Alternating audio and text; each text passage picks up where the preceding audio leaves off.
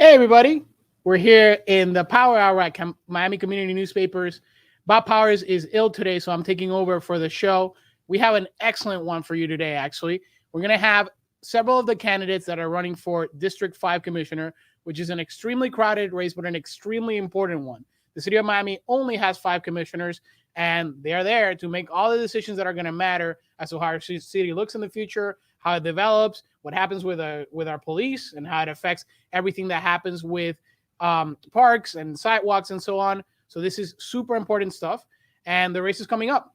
It's in early November, but as you know from our last experiences, voting starts about a month earlier here in the state of Florida. People get their ballots in the mail. They can vote early a few weeks before. So this is on. And in the span of really a few weeks, we'll start having voting for this very important election. So here at Miami Community Newspapers, we're going to have 4 candidates today come speak to us. And we have first, as to give deference to the incumbent, the current commissioner, Miami Commissioner Jeffrey Watson, who has been in his position for a little bit under a year.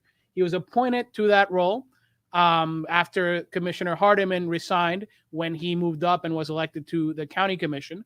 And he's been serving in that capacity. And he filed not too long ago because now he wants the people to decide to put him in there for 4 more years. So we have him here to tell us all that. And it's really a pleasure. Commissioner Watson is someone that really has a lot of experience and has had a lot of a life in politics, much more than a lot of other people that are in elected office in many ways. He was involved with the Democratic Party at the highest levels, went to work in the Clinton White House before that. And I personally am very much a fan of this, was a staffer in Miami City Hall in his youth. As someone that's a former staffer at City Hall, I really respect that and know how hard that job can be. So to have that be your jumping off into politics is something really cool. But he's traveled the world, done successfully in businesses all over the world, went to DC and then came back and is now serving our community. And now he wants the opportunity for the community to say, yeah, we want this guy for 4 more years. So welcome to the show, Commissioner Watson, and thank you for coming to Miami Community Newspapers. Eleazar, thank you very much. I appreciate it. Thanks for describing an interesting journey. Yeah. And I hope that it's been a good one. And for the people who have served this past 10 months, I hope that I've touched them in a special way that will allow them to understand that change is necessary. And so we will continue to fight for change. Every day I get up trying to do so. And hopefully that's something that change is going to benefit them. So I am a former New Yorker, and sometimes I keep some of those habits. We're very direct. And I'm going to ask this to you, Commissioner. I'm also going to ask everyone that comes into this booth in the next 2 hours to talk about their candidacies, because it's really important to understand who you are, but also what you've done. So New Yorkers like to ask, what have you done for me lately? What have you done for the city of Miami lately that people should go into that voting booth in November or send their ballot in and mark the ballot? I think what I've done lately was take a broad-based view about who my district is and who are the needs of the people that are there, what they need, what they would like to see, and how they'd like to be represented. Now, that's a daunting task considering that the district is very, very diverse. I have anywhere from $3 million lots on the water all the way to 30,000, probably no more if you read the reports, $30,000 lots in Liberty City. And so clearly, it's the sort of situation where you have to understand, you have to have experience, you have to have leadership abilities, you have to have the knowledge to be able to tackle these challenges, because the city of Miami at this point in our growth is at a challenging time. The time is such that we have 4 pillars of our economy. We're now trying to add another, and it all means that if people are prepared, they will be engaged. If they're not prepared, they will not be engaged. And so clearly, we started out in a lowbrow level, doing the sort of things that are necessary to protect our residents and our citizens. We did the COVID relief effort. We did the vaccination effort for our seniors and those who are most vulnerable until it was kind of taken over by the state and the county. Right. We continued along. We helped families get into new homes from at the very beginning on legislation that was passed. We continued on and tried to help the small businesses who are also affected by the times that existed early on in the year. And so as this takes shape and becomes the new normal, we now have to stand fast and try to figure out how we go from an environment that was created somewhat artificially, where housing now has become out of reach of some people. We have industries that are not high wage industries, and so how do we deal with downward trending incomes on people in the twilight, and people arising in those industries that are not paying high wages? How do we get them a piece of the pie? And so the solving the housing issue is going to be a big challenge as we go forward, trying to find new ideas and solutions in order to do that. And so it's incumbent upon us to not only look towards those issues that affect a coastal city like resiliency, but also look towards issues that affect a city where we are also classified in one of the poorest cities in America. Yeah, and we you don't have like some to of the say poorest that. areas in the city that have been. We don't like to take credit for that, but it's been analyzed as such. Miami is a poor city. Okay, It absolutely and is. some of the poorest cities in the city are in my district, and so I have to be vigilant about at least trying to help them, not undermine them, but help them and help them get a piece of action versus anybody else that's now that's out there. Correct, because you're a district commissioner and you're looking out for your constituents. Now, I'm going to ask you about the housing issue. I think that's red hot, especially now. I mean, the apartment rental prices are insane right now. It's over the past 6 months gone up by 15-20% in some areas. People really, if their lease is up, they're SOL. I'm going to ask you that in a second, but before I want to ask you about your experience with a little bit under you're in the commission. It's a tough place sometimes. You have a lot of strong personalities. You personally, I do got to commend you because you always bring decorum and respect to the days, but some of the other commissioners do not. And sometimes they make, I don't have to call out names. It makes it to the Miami Herald and people know who the folks are that kind of treat it like a place to yell at the other people. And, sometimes you have Carollo yelling at the mayor, or Carollo and DLP used to be friends, now they're enemies, or DLP and Ken Russell are fighting over like how to prove something. So you got to work with these guys, and they're all guys. How do you do that with those strong personalities to get something done? Here's generally what I say to that question, and that question is a fair one, but that question is something we ask for. So when you ask for government in the sunshine, right, you ask for all of it to be in the sunshine. You ask for the personal to be in the sunshine. You ask for the legislative to be in the sunshine. You ask for all of it. We cannot talk to each other about issues. If we are, we're violating a law, not a policy. We're violating a law. Correct. And so clearly what happens if you are now negotiating and you can go in the back room and beat each other up and come out front and smile and say, geez, here's the outcome, that would be all right. But that's not what you have. We are frontline soldiers. You see us in the grocery store, at the gas station. You see us all over the place. Any given point in time, a constituent say, hey, why aren't you doing this? Hey, why aren't you doing that? Right? Or, right, the same thing with our commissioners. And so now when you want everything in the sunshine, you get all of it in under the sun in the sunshine.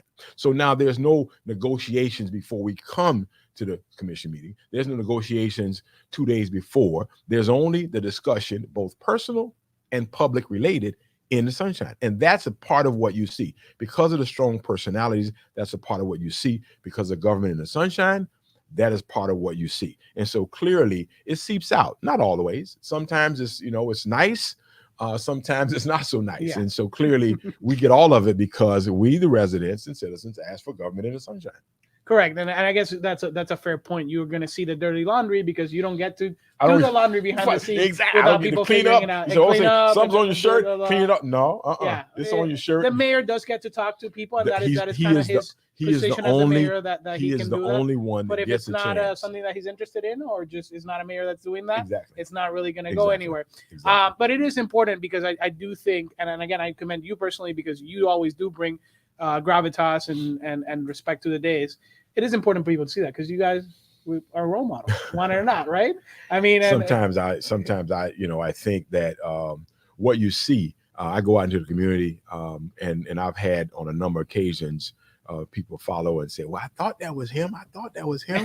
Like, we've never seen a commissioner in this community. We've never seen a commissioner. I went to something the other day, and I found out I was going to miss it, and I decided, well, wait a minute, let me go by this. And a community was giving a beautification award because they had gathered the neighbors together, had a competition, and they were now making sure that everybody took care of their homes, right? And I stopped, I went there, and as they were giving a presentation, the lady was shaking. I'm like, you all right? Because I've been to a presentation in the chambers and somebody fainted, right? So you all right? They say, well, we've never seen a commission before. We've never, and I'm like, what? Hold on, we real people, right? right? Yep. And if you're out there dealing with real issues, okay, and not like, standing on a street corner or riding around in air conditioning, if you're out there dealing with real issues, then people are going to see that you're doing what you're supposed to be doing for them, right? Absolutely. And that's the beauty of being a frontline soldier, because local government are frontline soldiers, right? There are some issues people come with me, nothing I can do, but give them comfort that I've heard them and try to bring about a solution. May not be the best answer you need, the best answer you want, but it'll be an answer that you can now go to the next level and figure out what to do.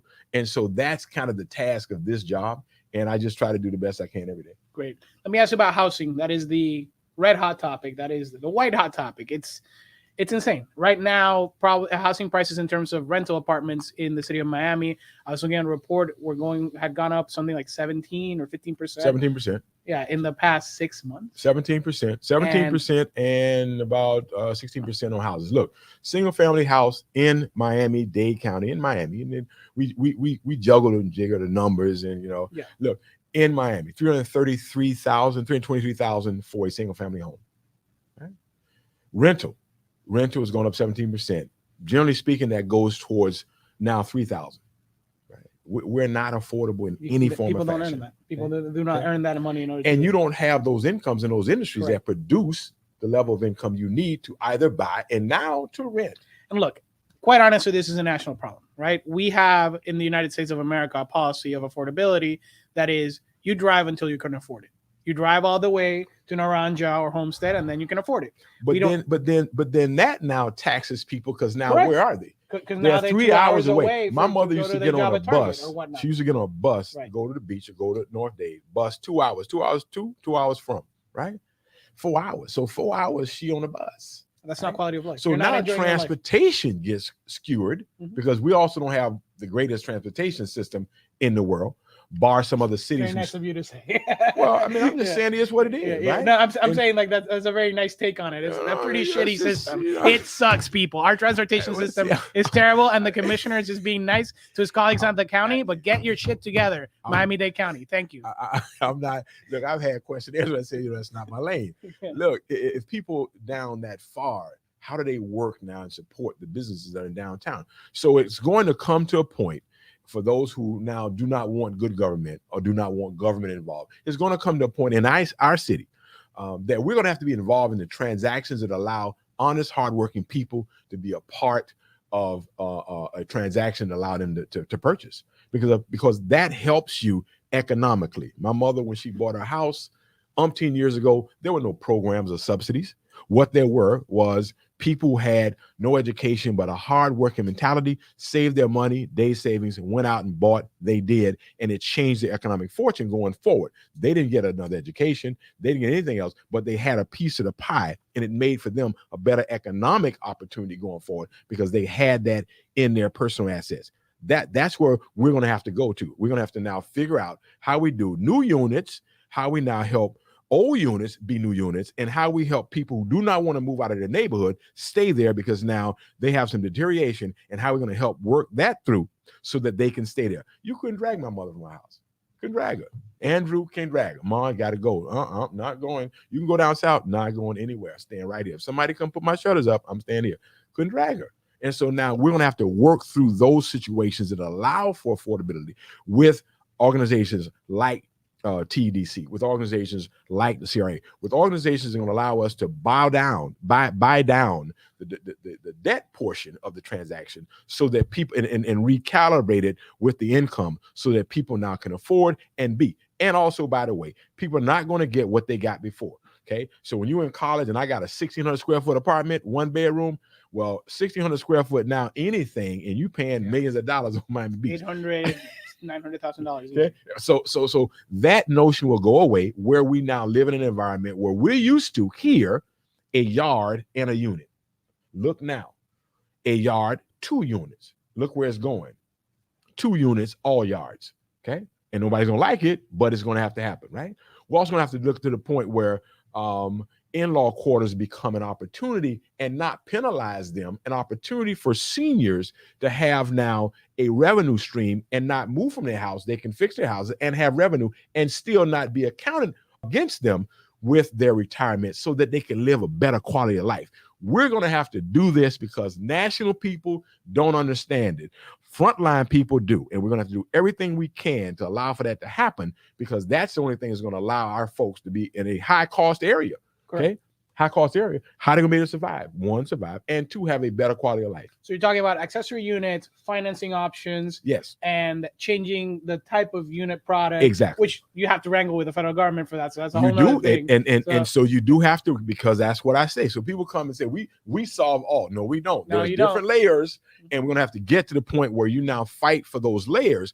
If someone's senior and they're now not infirm, they're not sick, they're strong, they're exercising, whatever they're doing, that now helps them continue to have a better quality of life from a health perspective. Now they can move into a smaller unit on their property, right, rent a bigger unit, and now they have income to take care of themselves. What does that do? That causes less pressure on the budget. Okay, Social Security, that causes less pressure because of the accessory units. Yeah, and actually, it's Exactly. something that's being done in other cities.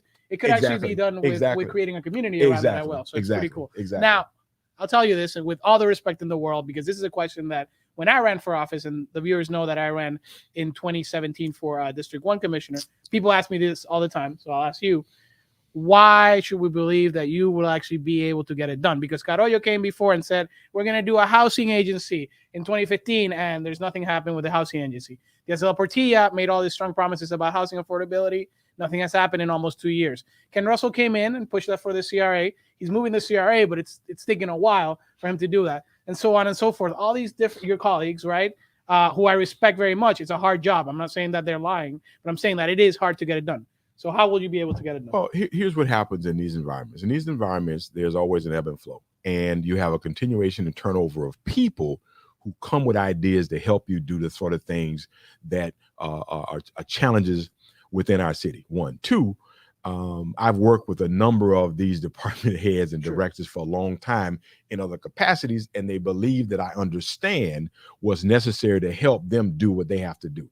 Three, when you come to these jobs in this position, what you have is a lack of knowledge of what exists and what you can do to help change what's going on, right? So when you now sit down and you think that you're going to do 10,000 units, that's lofty and probably not achievable. So what you have to do now is count rehab units. You have to count other units. You have to count now upgrading. If you upgrade plumbing, roof, and electrical, you've pretty much, and paint, you've pretty much given someone a new house, right? So what you have to do is when you come to the position now with lofty goals and expectations, you have to tamp down so that you can give people something that's achievable and help everyone across the board in every economic strata, okay, with the resources you have.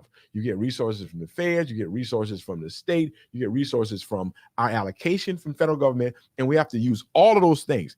I contend we can't have 1,000 problems and keep using the same 500 solutions. Try 501 or 502. You might come to something that might make sense. And so the processes of the city, as they continue to get better, I think we will continue to deliver.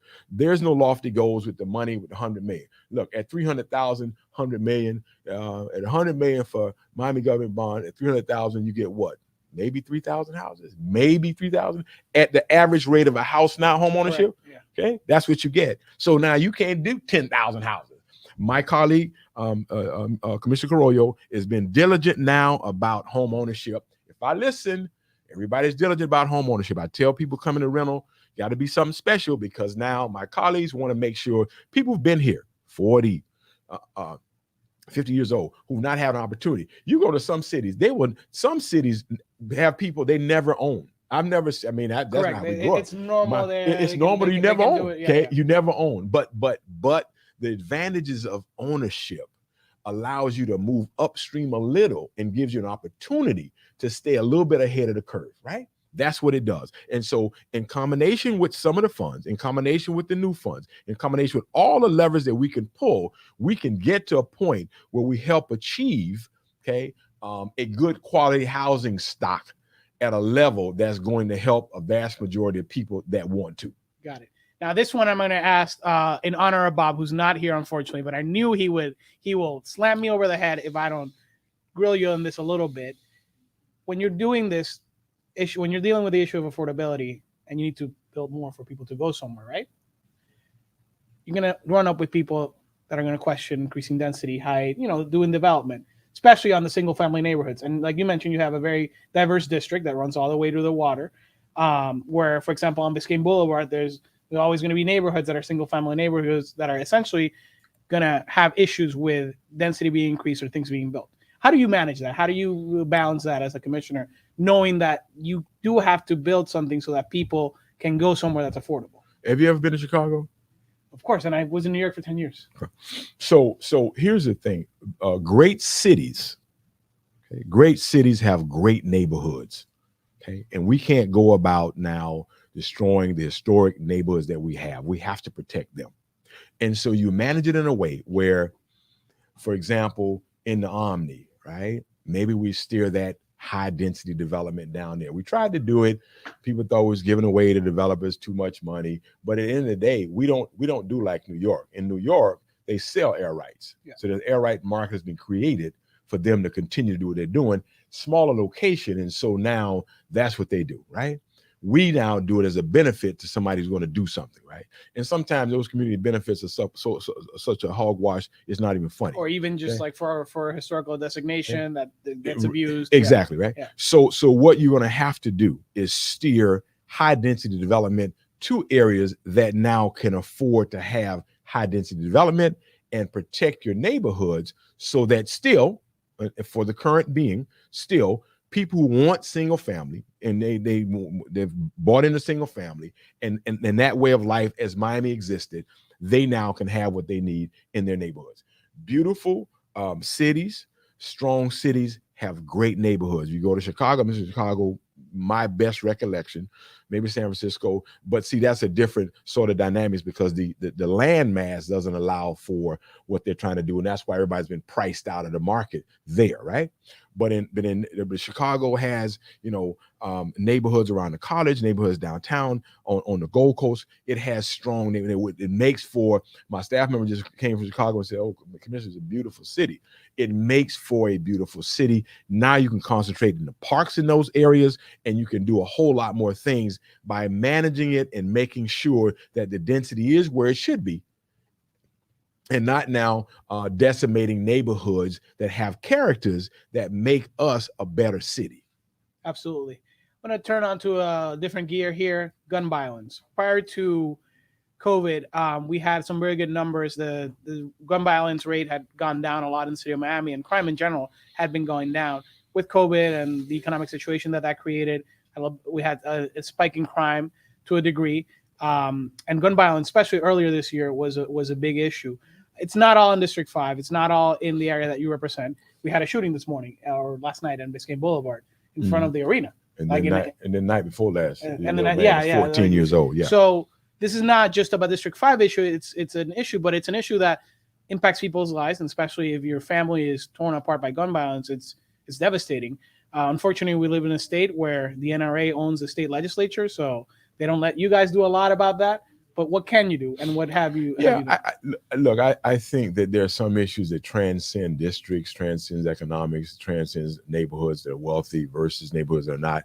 And clearly, that's a national issue that you can say you have a pot of money for anti-gun violence or what have you. But at the end of the day, what we have to do is we have to be better about allowing and put our kids in environments where they believe they have hope for a great future.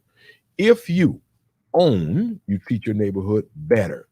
If you have a new car, you treat your car better.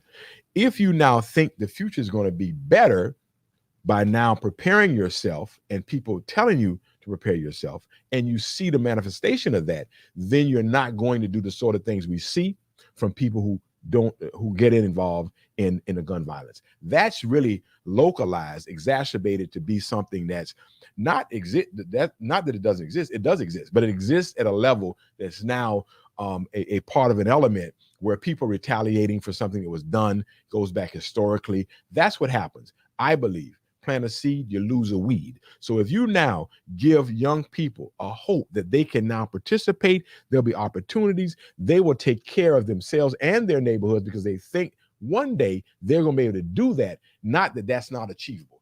That's my belief, and that's why I get engaged the way I do with young people, right? If they understand historically what has happened, if they understand historically, they have a place in this space Miami being the sexiest city in the world. Everybody wants to come here, right?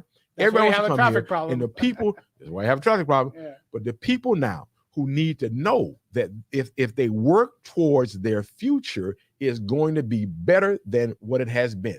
That's for everybody. And that now will now allow someone to say, well, you know, I'm not going to get involved in that. I'm going home. You know, I'm not going to do that. I'm going to do this. They're going to have to make different decisions because all of our kids are not necessarily in environments where they have people to help them with their decisions. They need to have that from everywhere, which is why I tell my kids, I tell all my kids in my district, if you have an adult that spends their time with you, make sure you thank them. Make sure you thank them because someone's paying attention to you beyond what you know. And it just might be someone that is giving you something that allows you to navigate life differently than what you see. Thank you, Commissioner. Tommy, do we have any comments from the audience that perhaps any questions for the commissioner? No comments so far. All right. So I'm gonna have a bonus round. This is an issue that I think is very interesting, a little nerdy, but I think it's something that you're gonna have to deal with. It is something you're gonna have to deal with should you get elected to a full term, and it's redistricting. We had growth in the city of Miami that is lopsided based on the district. It was mostly in District 2 and District 5, which is your district. So when they cut the maps again, there's several options, but if you keep 5 districts, you will probably lose neighborhoods. So how do you solve that? Are you looking to change the neighborhood composition of District 5 and District 2, maybe go to 7 commission districts? How would you look at that? Who you been talking to? You've been talking to inside people? Maybe. Look, we're outgrowing and growing at a rapid rate. And the conversation has started now 2 months, probably a year or so ago.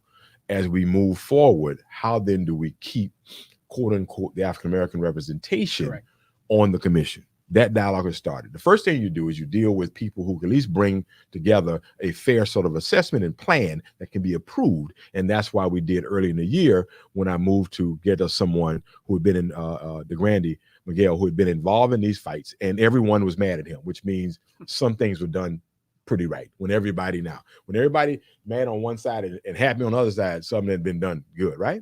And so that's the first thing we do. He's been having those conversations with us. He's had that conversation with us, and he's now trying to figure out what's going to make the most sense because clearly at some point I'm out. And then how do you protect the interest and voice of people who need a voice? They need a voice. And so that's why I'm here. That's why I'm doing this, because people need a voice. And I think that if we go forward, there's going to be some sort of rejiggering of the space in order to allow that to be the case, or adding thereabouts, one or the other, right? That's going to come to pass. Absolutely. Well, thank you, Commissioner. This is Commissioner Jeffrey Watson, the current Miami City Commissioner for District 5, running for election for actually to be elected. He was appointed to his term, and now he wants the people to put him in there for 4 more years. When's the election day? And do you have a last pitch? Early voting, October 5th. Elections, November 2nd. And what I say to the roar, the noise of, whatever the case may be, I say this. I say for the people who need services, who need phone calls returned, who need email returned, who need to see someone representing them when they may not necessarily understand how and what they should do, right? They have me to do that. They want change from what they've had. That's what I hear from them. I hear from people not in my neighborhood talking about, I lied. I hear people who need that representation say, why haven't you gotten started yet? And so clearly in the roar of the noise, then I will respect the people who need a voice, and a voice is going to help. And I think I have the experience and leadership qualities to make that happen. That's why I'm here. Excellent. Thank you for coming in. Thank you, sir. Appreciate it. You all have a great day. And thank you for running. It's always putting yourself out there, and it's never easy. So I always have a lot of respect for everyone that puts their hand in the ring. Thank you.